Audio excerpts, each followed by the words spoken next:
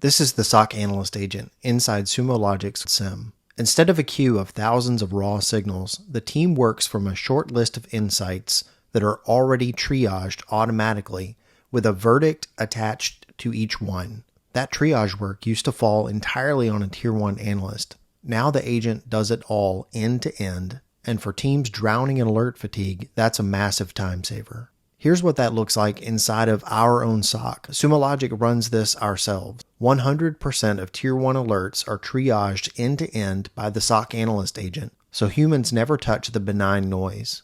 Our median time to triage is down 89% from 28 minutes to 3.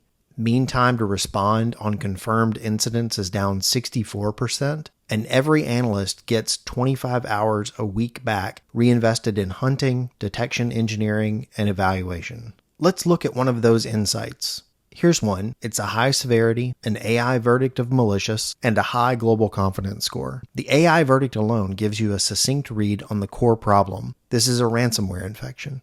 From here, you get the affected username, how long this has been open, how many signals are involved, and the global confidence score. You can always drop into the signals that make up this insight, the entities, including an auto-built graph that surfaces the malicious IP, the enrichments, and any automations already tied to this case. Back on the AI Investigations tab, there's a plain language summary of what happened. A phishing email was received. A Yuba rule caught the first ever macro execution for this user. Semantic flagged the ransomware activity, and we see data exfiltration and confirmation that this is a recurring pattern, and a persistent infection that was never fully remediated.